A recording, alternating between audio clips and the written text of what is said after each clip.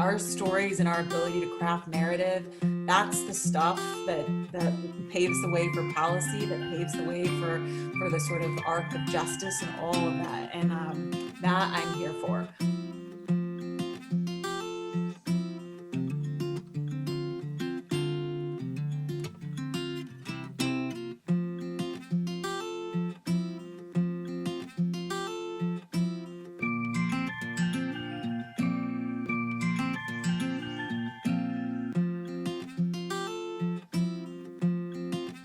Welcome to the American Theater Wing's Network for Emerging Leaders in the Theater for tonight's panel of Not Going Back to Normal, Moving Forward, Part 2. In the second of a series of frank conversations and solution-focused conversations about equity in American theater. Moving Forward takes a deep dive into the most recent AAPAC visibility report. And with that data, we'll discuss the existing power structures in theater, sharing the challenges and the opportunities in creating systemic change. And I'm Kayla Williamson, the digital assistant here at the Wing. And we are so glad you're able to join us for this important conversation, whether you're a new or returning attendee. Hi, everyone. I'm Melissa Cabrero, Programs Associate here at the Wing. The Network for Emerging Leaders in the Theater is just one of the American Theater Wing's programs which connects emerging professionals with the information, insight, resources, and vital connections they need to advance their careers in the theater industry. The Wing is a nonprofit organization providing lifeline support to students, artists, and theater makers through grants, scholarships, access to free resources, and so much more. We need your help now more than ever to make this support possible. So if you're in a position to make a contribution, please visit americantheaterwing.org and click on the donate button. And now it's my pleasure to introduce American Theater Wing President and CEO, Heather Hitchens. Hello, hello. Thank you so much for being here tonight for this important conversation. This year has certainly introduced some unprecedented challenges, shall we say. Our industry has been hit harder than most, but with great challenge comes great opportunity. And I hope that you all share both my optimism for a brighter tomorrow, but also my belief that we can and must make a more equitable American theater. It's our collective responsibility to ensure this moment lives up to its promise. A more equitable American theater is essential to our survival as an industry, period, the end. A more equitable theater is not only important from a social justice standpoint, it's critical to the advancement of the art form of theater itself, and it is essential to our bottom line. Diversity, equity, and inclusion is good business. It's something that is not understood, but it is critical to our survival. Tonight's panel is part of an ongoing dialogue. I am so thrilled that my friend and colleague of nearly 20 years, that's a long time, Binta, and also an ATW trustee, Binta Niambi Brown, will be leading tonight's discussion. Now, let me tell you a few things about Binta. Her many accomplishments include being the founder of Oma Lily Projects, most recently running Chance the Rapper's label and publishing operations, serving as the manager to Grammy Award-winning producer and artist Peter Cottontail. And she's a former corporate lawyer at each Cravath, Swaine & Moore and Kirkland & Ellis, where she was a partner. She has robust public policy experience, having advised the White House, a different White House, a former presidential candidate, and several governors and US senators. Binta is a multi-instrumentalist who has performed internationally and throughout the United States. She has been recognized as one of Fortune 40 under 40 business leaders, the Roots 100 most influential African Americans, and Crain's New York 40 under 40. Welcome, Binta, and thank you for being our guide for this important conversation tonight. Good evening. Warm wishes to everyone from Chicago, Illinois, where I am based currently. I hope that tonight finds you safe and healthy. It's certainly been a very long and very difficult year for so many reasons. Earlier this summer, in the still early days of Zoom culture, shortly after the brutal murder of George Floyd. We at the American Theater Wing and throughout the culture industries responded to the call set off by that moment.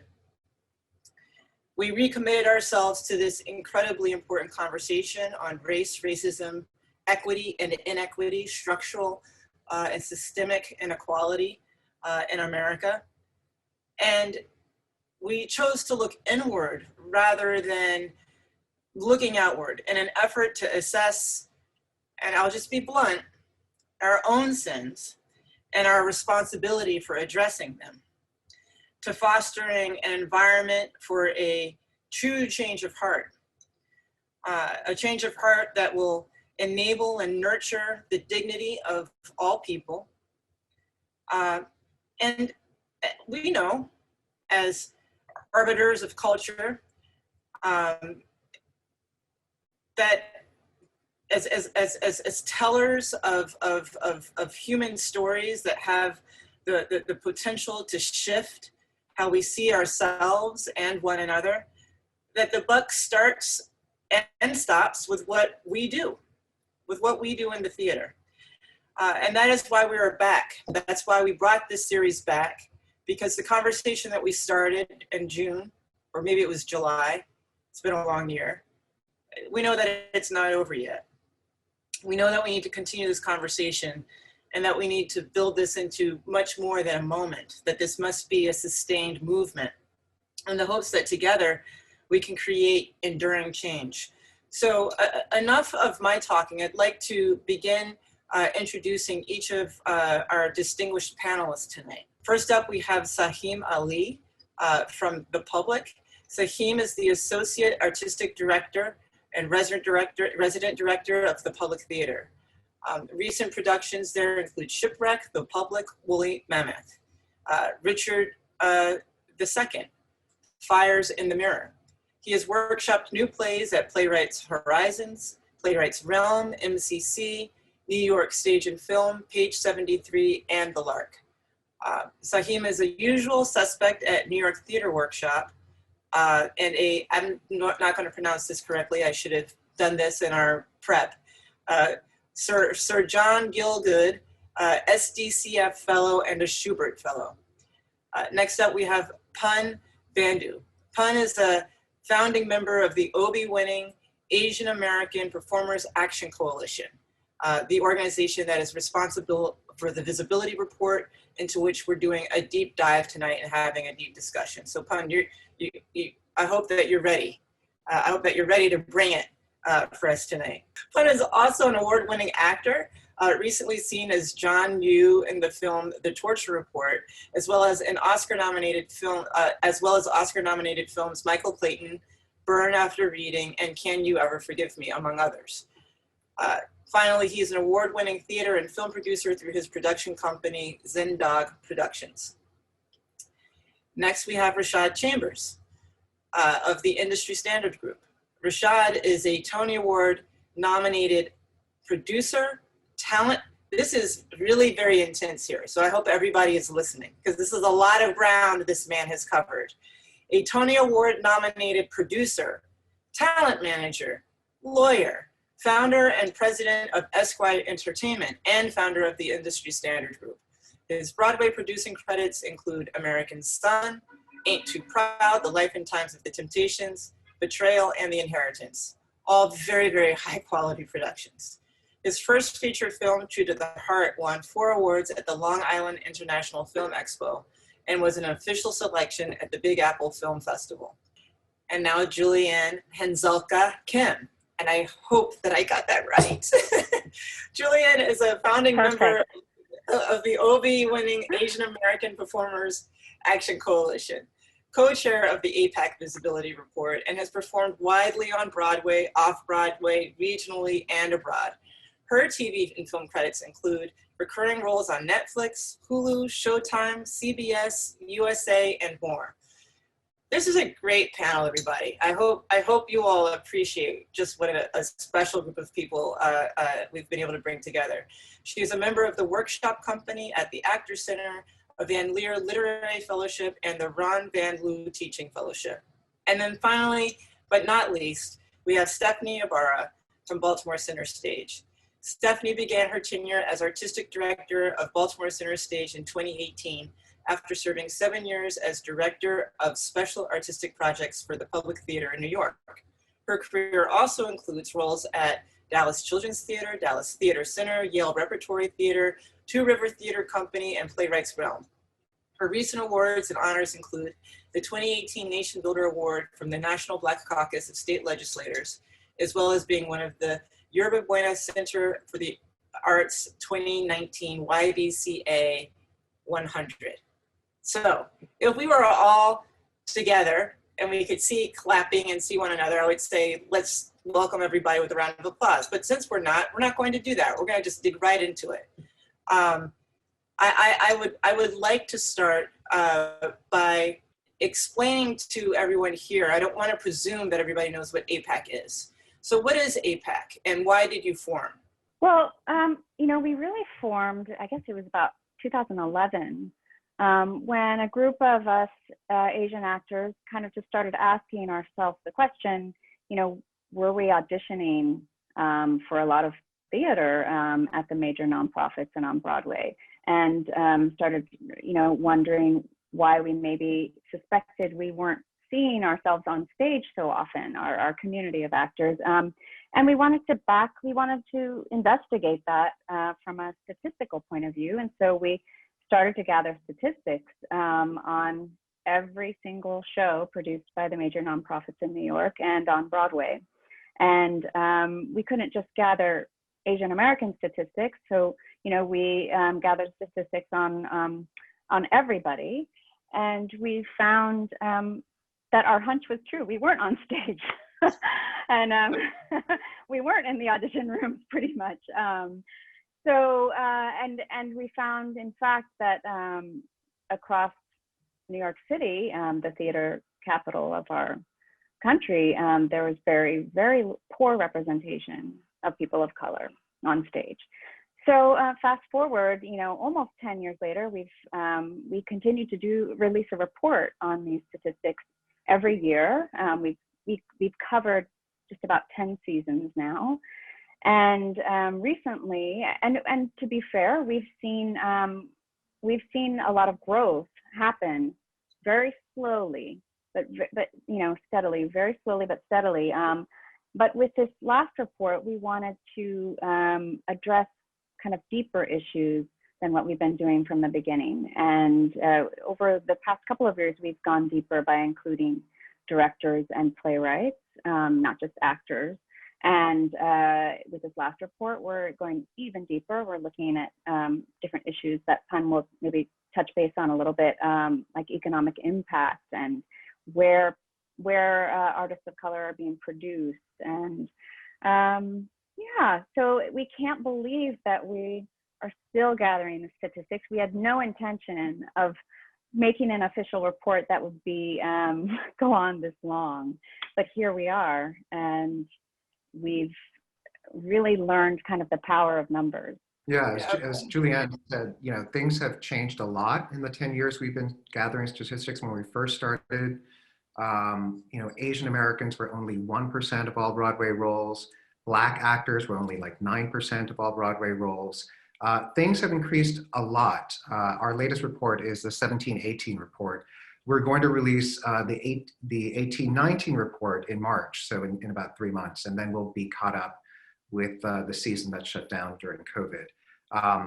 But in the 17-18 report, while there has been progress, white actors were still about 2/3 of all the roles in the industry. And they were the only population to overrepresent based on their population size in the tri-state area. But what was even more shocking within that context was that the creatives, the writers and the directors were overwhelmingly white. And so you really get a sense when you look at our reports that over these 10 years, it's almost been an archive of how centered the industry has been on white narratives. So we, as Julienne said, we wanted to take a deeper dive this time around, that it wasn't just about the numbers, but it was also about how they related to each other. So for instance, we were looking at how often white directors get to shape the stories that were written by BIPOC writers.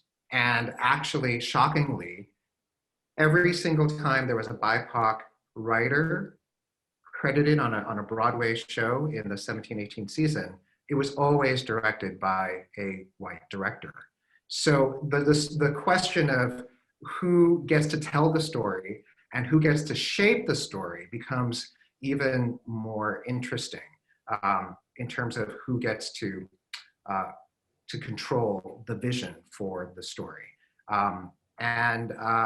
It's so we looked at things in a more nuanced perspective in that way, in that regard. As Julienne alluded to, we're also looking at economic impact. So it's not just about the percentages of representation, but how much money are actors actually taking home, for instance. And what we found was that there was a clear pattern where, as many people know, contracts in the New York City theater industry are based on performance venues. So if you're playing in a smaller venue, you don't get as high a weekly salary as if you're playing on a Broadway stage, for instance. And what we found was that a lot of the not-for-profit theater companies were producing BIPOC writers, which is fantastic, but they were producing it on some of their smaller stages, so that the cast members that were playing in those smaller stages were not making as much money as those shows that were produced for a wider audience, for a larger audience, which were probably predominantly cast with white actors.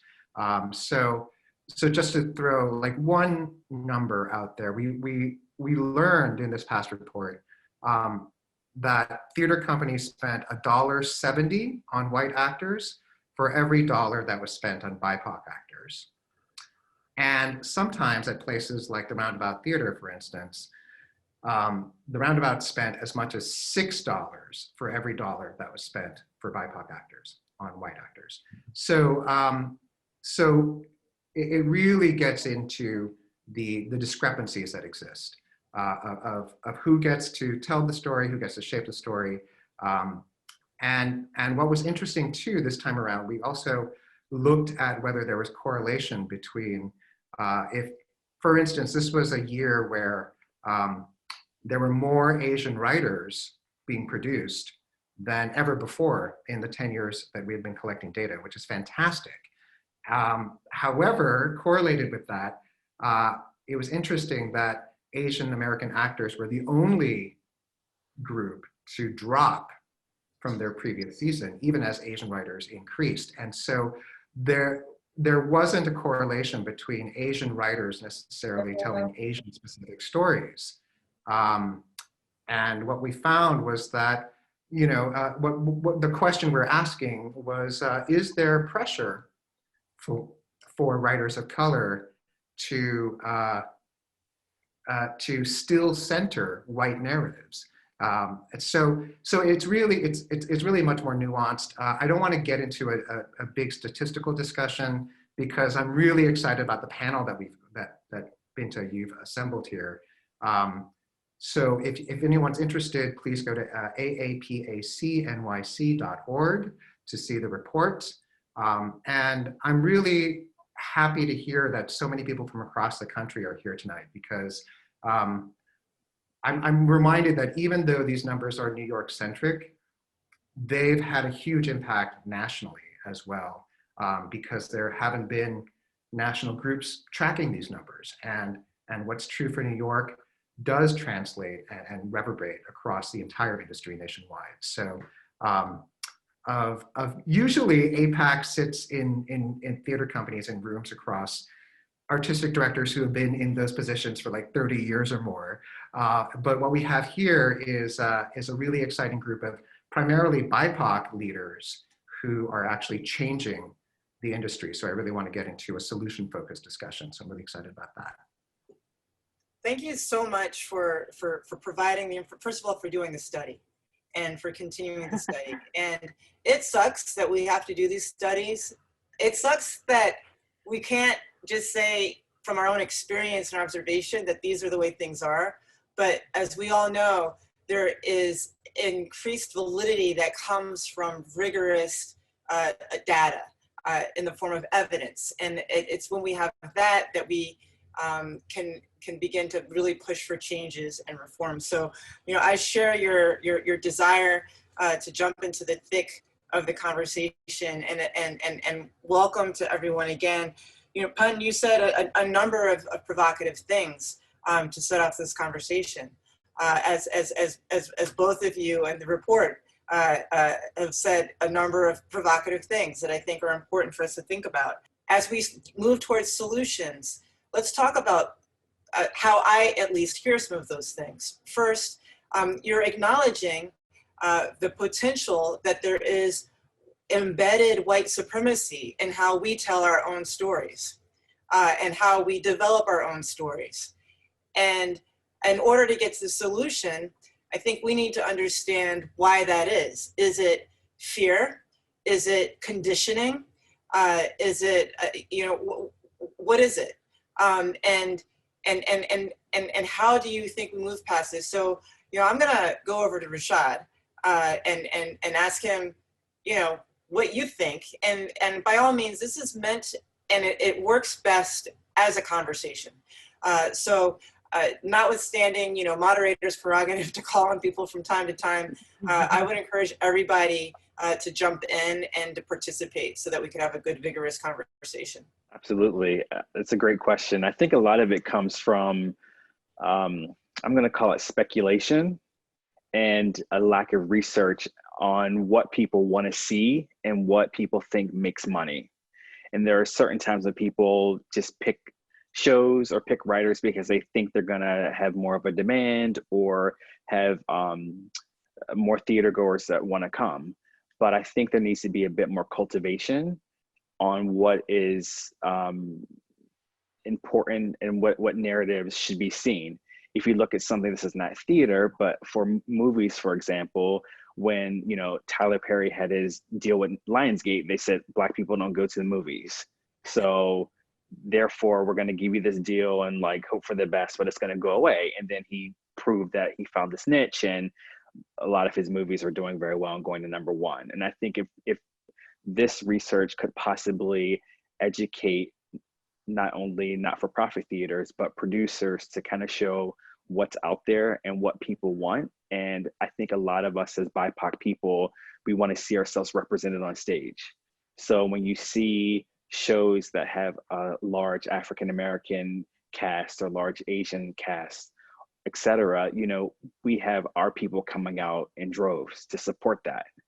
But we only get one of those a season or one every couple of seasons. So if we had more organizations and more producers cultivating and developing, I think that our numbers will increase, and also the dollar will increase on what productions are being produced. So Saheem, does that mean to you, does that mean funding and producing and developing our own shows? And if so, you know, if we don't own this real estate, you know, where these shows are being shown, like what good is that?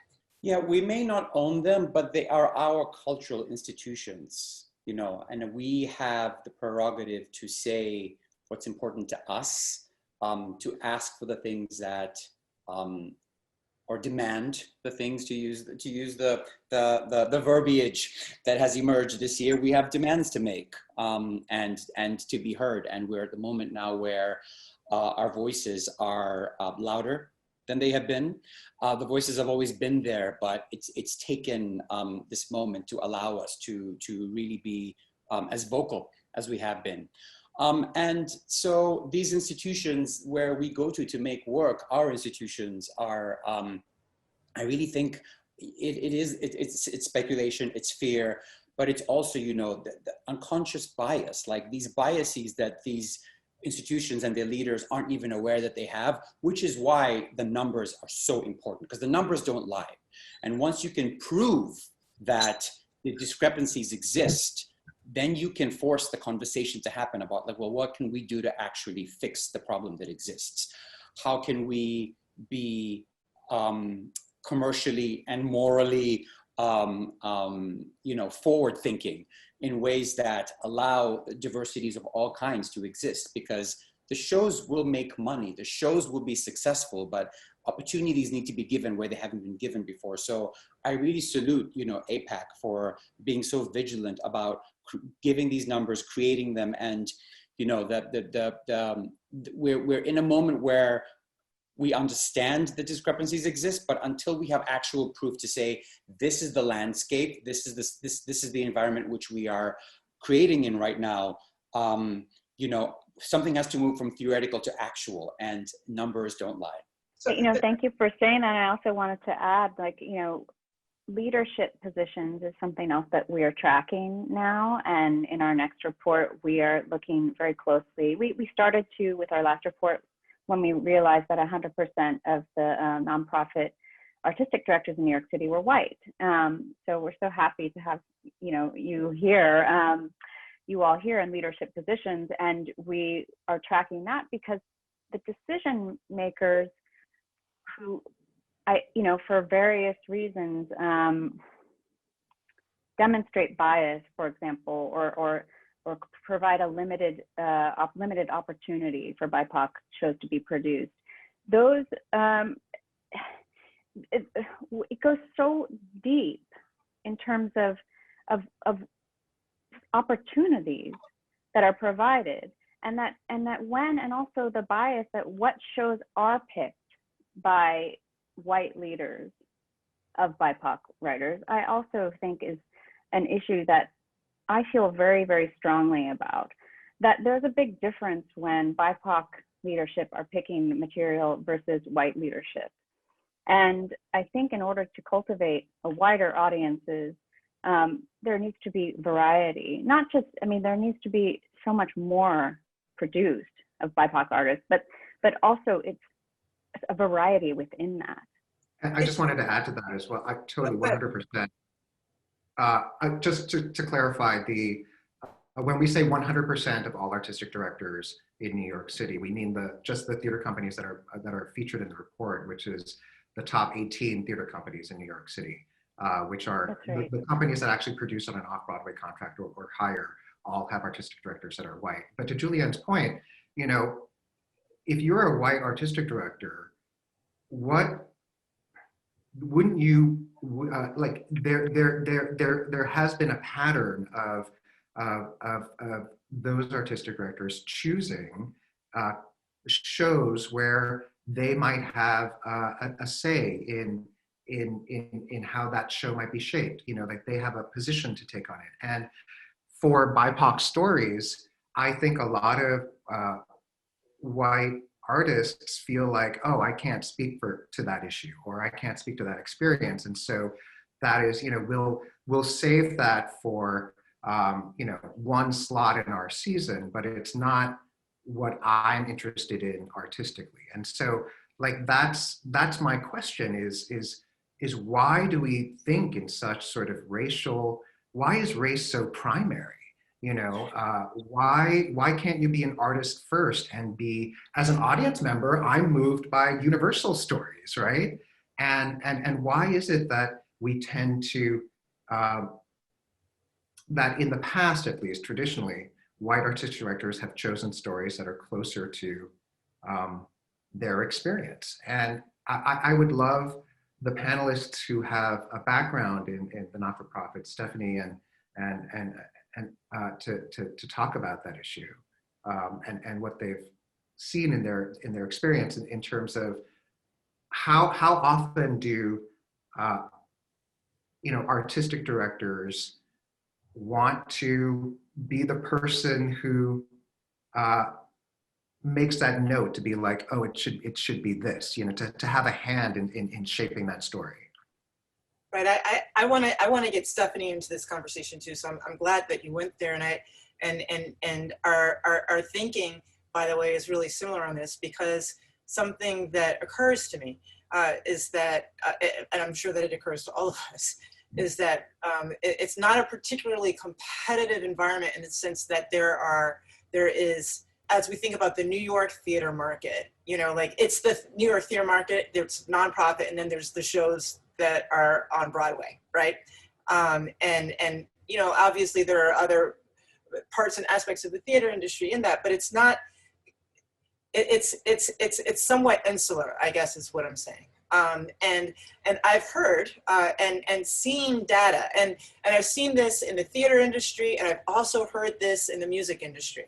And just to contextualize what I'm about to say further, the thinking, you know, at the advent of FM radio, the thinking by the radio stations that didn't want to play or didn't want to mix in or integrate race music, which is what it was called then, with white music, which is what I'm calling it so that you know what's not race music, but they might have just called it music. With music performed by white artists, we could call it, you know, let's do it that way. The reason for that was that the advertising companies, the marketers, who were predominantly white-owned institutions, white-owned corporates, had a theory, not necessarily proven, that white audiences, whom they thought were the majority of the audiences out there who had dollars to spend, would not listen to radio stations that were playing race music or Black music. And so that's where the segregation came from. It came from a presumption that white audiences wouldn't connect with those stories. Now, we all know, those of us who work in the humanities, we all know that that's a bunch of bupkis. We know that we all connect with the great stories, regardless of who's telling them.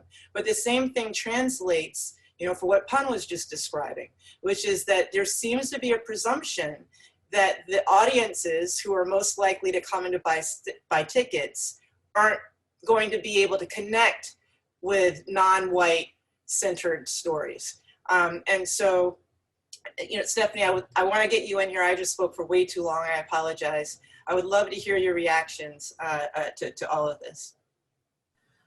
No apologies. I'm loving listening. I love being in this virtual space with all of you. I'm just listening and reflecting on, oh my gosh, so many things. Just first of all, I want to acknowledge the fact that AAPAC is doing this report, and the labor that, I mean, there's labor, but just like the labor, and I just want to name that really explicitly. And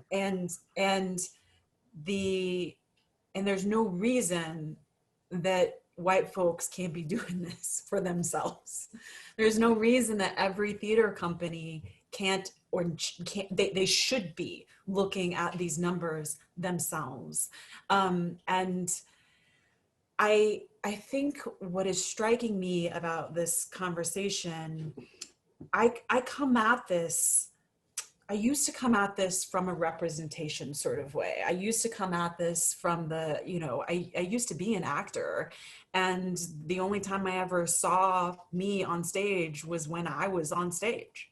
And so I used to think of this by way of representation, but ever more these days, I'm thinking about it in terms of economics and values. And what the report does so beautifully is starts to draw out, as Pan was saying, and really hold up the ways our progressive, liberal, creative, imaginative sector is perpetrating the exact forms of oppression that we see elsewhere in the world. We're actually no better. Especially when our artists and our actors have their health care tied to employment, which is a whole other conversation. But the ripple effects of these artistic decisions have incredible impact on people's livelihood and their health. That said, I do feel like, you know, my expertise is in the nonprofit world in New York and now and otherwise. And I have been an artistic director for a couple of years now, but I was making curatorial and hiring decisions long before that. And there is a point at which it's just about making different decisions. That's it. It's just about making different decisions, different hiring decisions, different curatorial decisions, and bringing awareness to and rigor to that kind of analysis. Show me your budgets. I'll show you where the racism is. You have to go looking for it. You don't have to go looking for it all the time, but if we're constantly challenging our own narratives about how good we are, if you go looking for it, you will find it. It doesn't take much. You can actually start. We're talking about numbers don't lie. Look at your budgets. Look at them, where you're spending your marketing dollars. Look at where you're spending your hiring dollars. Look at where you're spending your vendor dollars. It's all there. That's where you'll find the racism. I promise. How do we change the hearts and minds of people who have made race such a project? And let me try to unpack what I mean by that. To me, growing up, race wasn't a project necessarily. And what I mean by that is that, I grew up right in the, at the end of the first civil rights movement. It wasn't really the end. It had been over for probably maybe a decade beforehand, give or take. And we're kind of like settling into like a nice, this was the period, before the backlash happened. And before political correctness and before offense culture started really digging into how we interact. And I found over the course of the last 20 years especially, that race has become this project for people where it's like, well, we know that we need to have an Asian person, or we know we need to have a Black woman, or now we need to have, a Hispanic transgender person, it's like a project.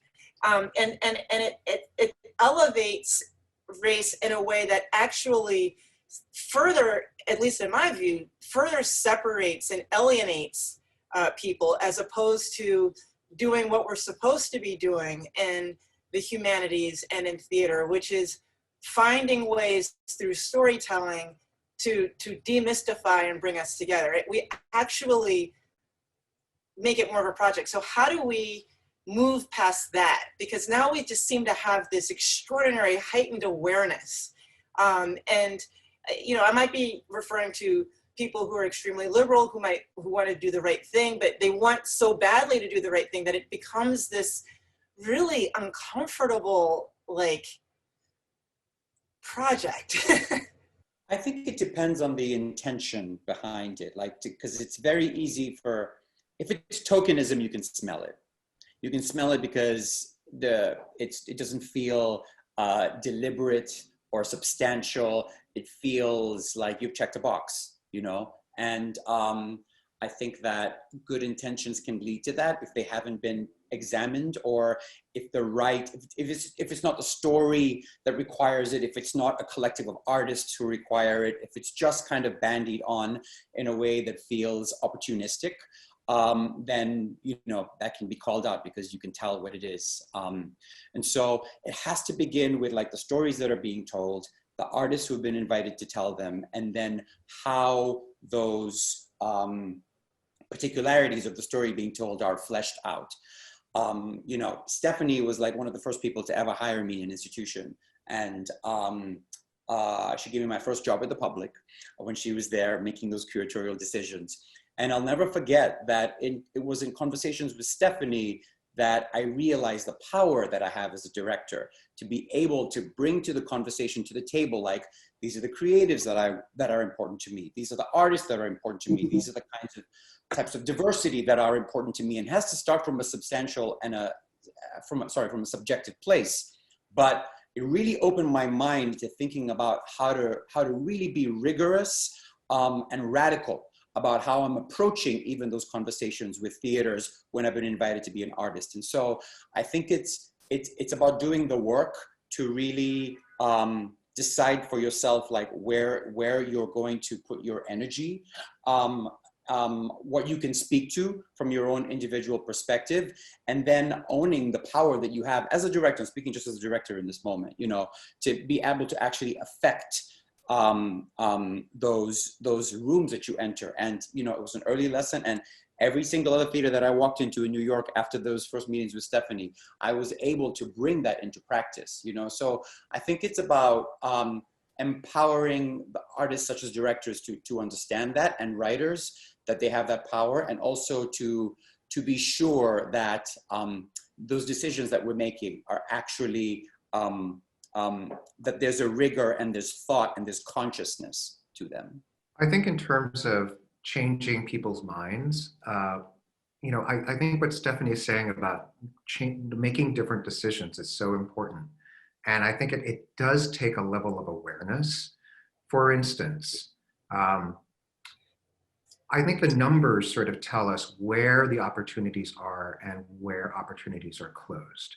So for instance, you look at the BIPOC directors, for instance. As I mentioned before, even if you have a BIPOC story or written by a BIPOC writer on Broadway, it's going to be directed by a white director. For some reason, that's acceptable in this day and age. I don't think it's acceptable, but for some reason, if you're behind the scenes, it doesn't seem to matter.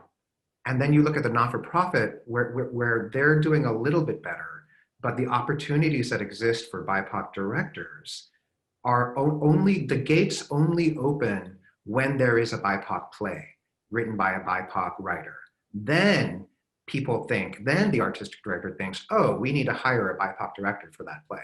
But it never, that thought, that light bulb never goes off until it's a BIPOC play that they want to produce, right? And we know how difficult it is to get to that point. Same thing with actors. What we found, we track colorblind casting statistics. And while they're the best they've ever been, we found that still 20% of role, only 20% of roles were cast without regard to race. That means 80% of the time, a BIPOC actor isn't even called to audition into the room unless that role says, you know, 20s Black woman, you know, or, you know, Asian, whatever, unless that the role specifically requires that specific ethnicity. That's when people are like, oh, we need to scramble and find these actors. You know, so that light bulb doesn't go off until, but instead, if they could convert that and rethink it and understand that the majority of roles that are out there are not about race, it doesn't matter. You know, there's no reason why I can't play a senator from Alabama or, you know, a divorced farmer, you know, or whatever, you know, in Indiana. Like, there's no reason why those opportunities shouldn't exist for BIPOC actors. Like, usually right now, where the opportunities exist, they don't open until people are specifically looking to cast us. And most of the time it's because of the color of our skin, which seems so weird to me. Yeah, it's almost like our race becomes a character in and of itself. Our ethnicity becomes a character. Race And is the primary Yeah. thing. I mean, for an actor, for sure. I mean, I know, I feel every time I've walked into a room, I know in the past when things were hard copy files, like I was in the people of color folder, you know, or I was in the Asian actor folder. And I know when I walk into a room, an audition room, I feel like I'm an Asian actor walking into the room. I don't just feel like a normal, you know, actor. I feel like I am seen as an Asian actor. And you know, to answer your question, Binta, about how do you prevent things feeling like a project, you know, I honestly feel like it is a project for majority white leaders right now. It is a project, and that it's always going to feel that way to a certain extent. And I feel like I've been a little bit inarticulate, but I think the systemic issues that we're looking at is that everything is from the white perspective, and that's why it feels like a project. And, you know, I love what Saheem was saying about just taking ownership, you know, not asking for permission to ask for the collaborators we want to collaborate with, and you know, to broaden who's working and who's not. Like, I'm a lowly actor. I don't really have that luxury, but I do see, you know, more and more BIPOC director friends and playwrights making more demands, you know, on who's in their show and that sort of thing. And I think that just needs to keep happening more and more and more. But to be frank, it is a project, and it's a project that, you know, white artistic directors need to take on, right? And I think how it feels less offensive, you know, for lack of a better word, is honestly if part of that leadership role is acquiesce, and I am seeing that a little bit, you know, like in leaders taking on associate artistic directors of color and things like that. I think that's really what it's going to take for it not to feel like a project. I'm struck by the lack of agency we have. You know, that we are not in a position today necessarily to direct how stories that feature us and feature our experiences are told. And it makes me think about something. I watched the Fresh Prince of Bel-Air reunion, which, you know, I recommend people watch, because there is a lot of substance actually beyond, you know, what the press wanted to focus on. There was some real substance. And one of the things that struck me was there too, you know, there was the potential for the actors. You know, it's a story about a Black family, for those who don't know The Fresh Prince, a wealthy Black family. And but the writing room was all white. And so there was the risk, a very real risk, that a story was about a Black family was being written by white people from a white perspective and then put on the air. And one of the things that they said was that, we talk about the project, is that the folks in the writer's room chose to listen. They chose to listen to the input from the actors about what their actual experiences were. And over time, the actors became, you know, amongst those who were directing the stories, telling the stories. And I think that that's the way it has to go. Stephanie, I think I saw your yellow box light up around you, so I apologize. I want to get you back in. And then we probably should get some questions from the audience in. I just wanted to quickly jump in to challenge the idea of changing hearts and minds. I just want to call into the room that we're still centering the white folks here, y'all, in this conversation. And how can we get them to see our value? And how can we get them to believe our experience? And how can we get them to, you know, understand that we, as Rashad was talking about earlier, that we have economic power? And I want to just invoke the wisdom of my friend and colleague, Nataki Garrett, who is the artistic director of the Oregon Shakespeare Festival, in challenging that notion that we have any business changing hearts and minds when we know full well that there are other hearts and minds who don't need to be changed. And so what are the opportunities to actually speak to those minds and those hearts and invite them in, and stop messing with the folks for whom we have to, this has been generations now that we've been talking about this. And so I just want to bring that sort of, that offering into the space, and offer up too that we do have tremendous power. Even when an artistic director is not anointing one of us, you know, the director, what have you, we are seeing the collective power of this BIPOC artistic community run amok. It's amazing. And I would not have us believe that we do not have power. We do. We need only activate it by organizing ourselves. And I think AAPAC has just done an outstanding job of catalyzing that. We're so much more powerful than we think we are. I so love everything that you just said. I actually wish I could just reach through the screen and hug you in gratitude, because I think that you're exactly right. To me, it seems like one of the first step in terms of solutions is for us to seize our own agency as opposed to giving it up. And to craft our own stories and tell our own stories and our own identity, as opposed to allowing ourselves to be defined or refined or redefined by others. So, you know, you are amazing. So one of the questions that we had came in through the chat from Evan Shapiro.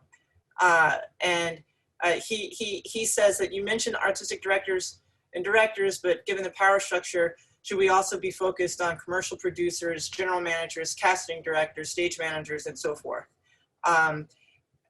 Rashad, do you want to jump in with an answer to that question? Yes, absolutely. It was a point I wanted to make too. I mean, it has to start from the top in both the commercial and not-for-profit space. We have to be creating and developing and mentoring everyone. You know, we work in a very tricky business where no one wants you until everyone wants you. So if we as BIPOC artists don't have access, we're never going to even be on the list.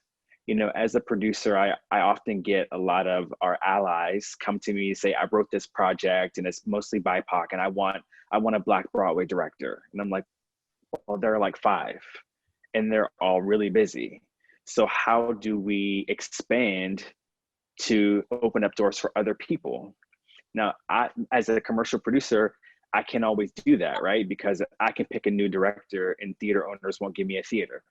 But a not-for-profit that has been around for a lot of years, they can take a chance on a new director or somebody who is still, you know, maybe not on the level of a, you know, a Tony-winning director, but has really solid credits.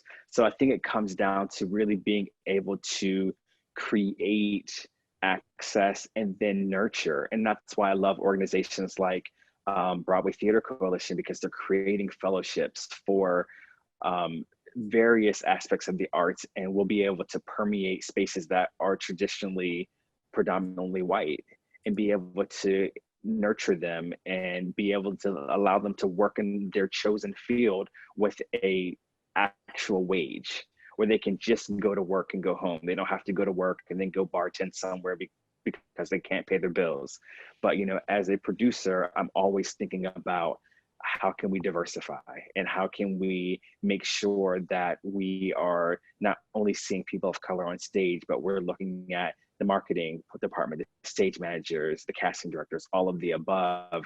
And from there, I think it'll trickle down to the actors, because BIPOC actors can't work if BIPOC writers aren't creating and BIPOC producers aren't, you know, producing and BIPOC directors aren't directing. So it all has to go hand in hand.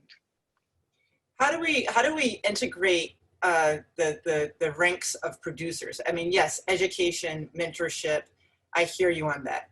But as has been pointed out amongst the folks in the chat, there are 4 theater owners on Broadway. They're white. My understanding is that they come from a substantial amount of money, which is part of the reason why they are able to continue to control that real estate. And they're decision makers. You know, Rashad, you yourself, you just said it. You know, like if I attach this person to this project, I don't necessarily get the theater. So that seems to me to be a problem, and it seems to me to be a problem that we need to solve. So let's talk about that a little bit more, and like how we think we can address that side of it. What are the levers that we see, that we believe that we have?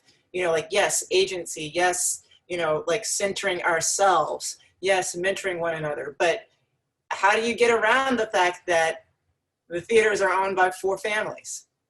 Maybe you bypass the Broadway altogether. Yeah, I mean, I was going to say, you know, one initiative that APAC also would like to uplift is the reallocation of funds to other theaters, BIPOC theaters, you know, who, I mean, Broadway is Broadway, and that's that's its own can of worms and has its own challenges. But I also think there's a missed opportunity for theaters who have been around forever, BIPOC theaters, producing, nurturing, committing to BIPOC writers and directors who are underfunded and need to be elevated, you know, to levels where they are employing actors and other artists a living wage. Yeah, I just wanted to piggyback on that because absolutely, I think that we should be producing everywhere, but specifically for those who want to be on Broadway, I feel like we're at a place where theater owners are listening. I think it's going to be a marathon, not a sprint. And I think that with more and more producers and more GMs and presenters coming into the fold, we will slowly but surely be able to permeate the commercial space as well and be able to make some change. You know, I'm a part of a new group called Theater Producers of Color, which is going to be able to mentor new producers so that we'll be able to create more content, and hopefully theater owners will be able to take note of all of these wonderful new BIPOC producers, and we'll be able to have more opportunities on Broadway as well. Excellent. So I want to bring to you all's attention some of the questions in the Q&A. We have a question from Ana Sofia Villanueva, who would like to know more from you about how budgets can be used as an ethical or moral compass. I have so much to say, but in brief, I think that budgets are a values statement. And you can look at a production budget, you can look at multiple production budgets, or you can look at an organizational budget. And you'll find that for the time being, we still live in a capitalistic sort of paradigm. And therefore, where we spend our money is what we value. And sorry, the puppy is playing with her toy right now. So I think that the extent to which you're looking really at where the expenses are going, I think that's the extent to which you're going to be able to, thank you, Bowie, be able to calibrate or have your values reflected back to you, or in many cases, the distance between your espoused values or your aspirational values and your actual organizational values. And I think it has a lot to do with, you know, we talked about the tiered pay, like paying people differently across different theaters, even though the work is literally the same. That's like the most basic place to correct for systemic racism. Just to double down on that, it's like if you can look at your budget and you can actually, like the AAPAC report does, look at the numbers and say $1 versus $1.70, that's morally wrong. So if you want to fix that, just pay all the actors, just pay them all the $1.70, because there's going to be a shortfall somewhere anyway. So you can choose where you're putting that shortfall. So if you want to level the playing field in terms of the economics of it, then pay all your actors the same. Figure it out. It can be figured out.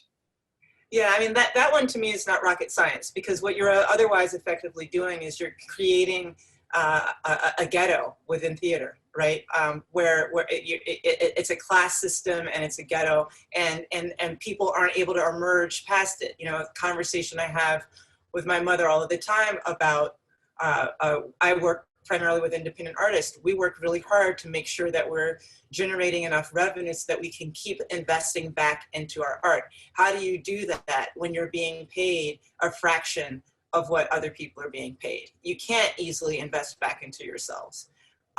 So that it's just a decision that has to be made, and that's incredibly well appreciated.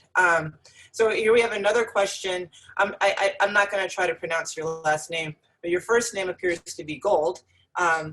What are the steps that the arts can do to adapt to move forward? And I think that that's been a lot of our conversation, but perhaps we have some ideas as to some concrete steps. Well, I think what you're seeing now is that there's been a moral, racial reckoning in this country, and the arts are moving along in kind. I mean, if I think of the last 4 years, the dark 4 years that we've had, I was saying this to a friend the other day, like I feel like there's been two waves that have happened in the last 4 years. The first one was just the election of Donald Trump and the soul searching that we all did as a result of our fellow citizens who were so willing to condone the hateful, racist rhetoric that he was spewing. And I think that shortly after that was the first wave of changes that you saw in artistic directors across the country. So when Stephanie, Maria Goyanes, Hannah Sharif, Jacob Padron, Nataki Garrett, all of a sudden there were all these theaters that had artistic directors of color, because we realized that there was a real deficit and we were responsible, and all this institutional, structural, invisible racism was actually in practice.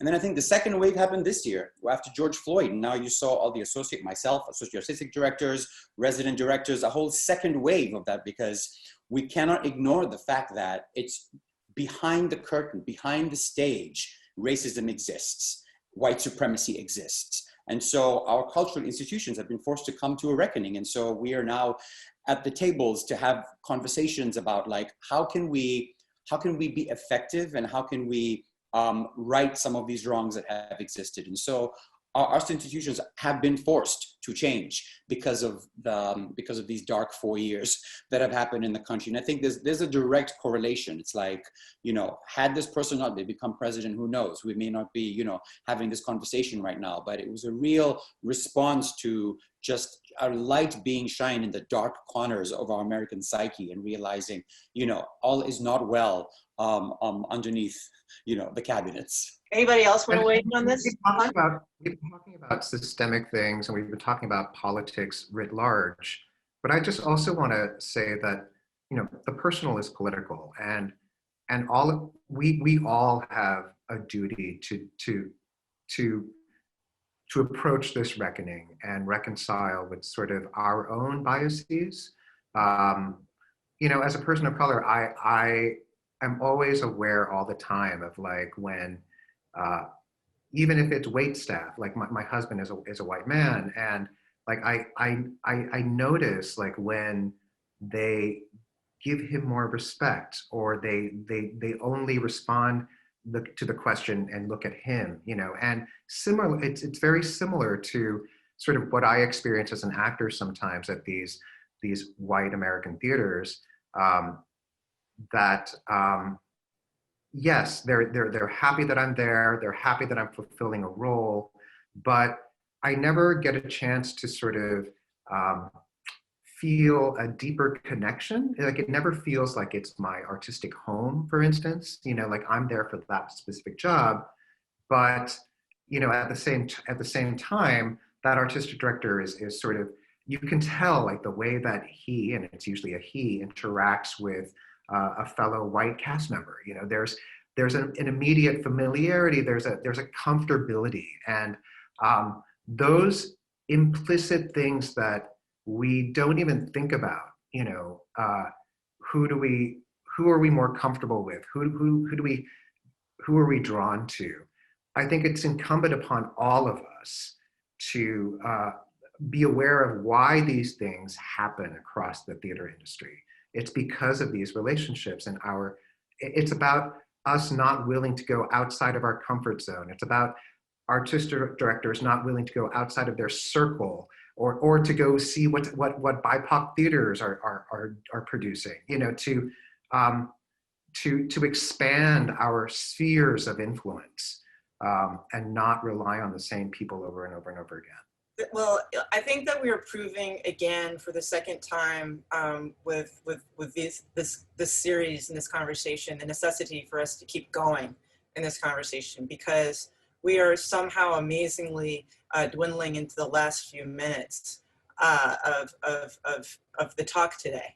And so we know we're not done yet, because there are a lot of great questions that are out here from the audience. But because we only have a few minutes left, I'd love to get from each of you just, you know, maybe 60 seconds or so of closing thoughts. I don't want to call them closing thoughts, of your thoughts for the end of this chapter of the conversation, which we promise to continue in some way, shape, or form, some way, shape, form, or another. on a going forward basis. So Rashad, would you like to kick it off? Sure. You know, I'm the eternal optimist, so I'm very hopeful. And I feel like the last 9 months have shown so much of our country in this industry. And I think there have been a lot of great organizations and a lot of great leaders that have emerged as a result of all the things that have gone on in our country. And so I think it's going to continue to take time, but we see new leaders popping up. We see new ideas popping up. And I think if we can continue that and again, communicate, educate, mentor, and nurture, I think we'll be able to really create some change in the next several years in every aspect of the arts, not only New York, but around the country, and really, really, really be able to mean it and be able to create more everything. Because you know, a lot of the time we just talk about actors and we just talk about, you know, writers, but I'm talking about, you know, the little Black boy that's in Iowa right now who doesn't even know that he could be a stage manager, or somebody who doesn't even know what a company manager or general manager does. You know what I mean? So really being able to highlight that so that we see people of color everywhere in this business. I love that. Pun? Yeah, I'm an optimist as well, and I sincerely believe that so much of what happens is about unconscious bias, and when you raise things to a conscious level, like the numbers do, you know, I do believe that people have the best interests. You know, people are not inherently racist, but I also think that for the past 10 years, at least that we've seen the numbers, we've been celebrating small increases, and things are not happening fast enough. And this is a great opportunity for us to recalibrate and to set things right in motion. I'm really galvanized and hopeful and optimistic. You know, we've, even in the past 4 years, we've seen this past year, no Broadway musical was done that was all white, which that's a recent thing. You know, there's a recent consciousness around the commercial viability of stories of color. There, you know, I'm really galvanized by what happened with Slave Play on Broadway, where, you know, new producers of color were able to be part of that, and they changed. They did a lot of things that were so different out of the gate. Whether that's sort of, you know, setting different pricing standards and making tickets more affordable to make sure that the people that they wanted in the room were there. You know, like there are so many new models and possibilities that are emerging right now, and I think it's exciting that we're at this moment in history where we get to really shape what stories will come out. Because while Stephanie is right, we shouldn't focus on changing the hearts and minds of those who might not want to listen. Stories, I believe inherently as an actor, it's why I'm an actor, is that stories do change people's hearts and minds. You know, that's the power of what we do. Stephanie, you want to weigh in next? As you've just been called out? I am not an optimist. But even I have hope in this moment. I think I agree upon the stories, like the most compelling story wins.